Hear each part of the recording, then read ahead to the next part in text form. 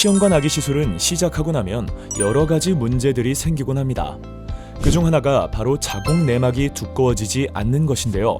과배란 주사를 맞게 되면 여성 호르몬의 영향으로 대부분, 즉 90% 이상의 여성이 적어도 7mm 이상의 내막 두께가 이식 전에 관찰됩니다.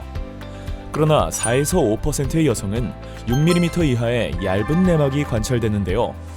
이런 경우 임신율이나 정상 분만율이 저하되고 특히 5에서 5.9mm에서는 18% 정도로 분만율 저하가 일어나 정상인 경우 30% 정도의 분만율보다 12% 이상 감소하는 것을 알 수 있습니다.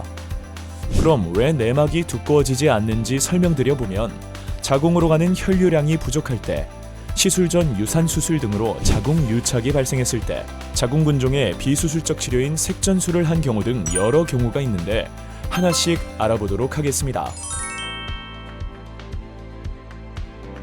몇 가지 이유가 있는데요. 먼저 하루 종일 앉아서 생활하고 앉아서 일하는 여성들의 경우를 생각해 볼 수 있겠습니다. 거의 움직이지 않고 좌식 생활만 할 경우는 자궁 내막으로 들어가는 혈류량이 부족해져서 결국 내막이 얇아집니다. 그래서 평소에 항상 운동하는 습관이 중요한 것이고요. 50분 일하고 5분 정도는 일어나서 스트레칭이라도 해주는 게 좋겠습니다. 두 번째로 자궁 자체의 문제인데요. 자궁은 원래 방광 쪽, 즉 앞으로 이렇게 꺾어져 있습니다. 하지만 어떤 여성들은 자궁이 심하게 뒤로 꺾여 있거나 비틀어져 있기도 합니다. 이렇게 되면 정상적인 양보다 적은 혈류만 공급되어 내막이 두꺼워지지 않게 될 가능성이 높아지게 됩니다. 세 번째로 자궁 근종으로 인한 문제입니다. 자궁 근종은 자궁에 생기는 양성 종양인데 위치나 크기에 따라 자궁 내막으로 혈액을 공급하는 혈관을 눌러서 문제를 일으킬 수 있습니다. 또한 근종이 오래될 경우 석회화라는 2차 변성이 일어나서 근종이 더 단단해지고 내막으로 가는 혈류 공급이 아예 차단될 수도 있습니다. 네 번째로 자궁 근종을 치료하는 방법 중 하나인 색전술 합병증이 원인이 될 수 있습니다.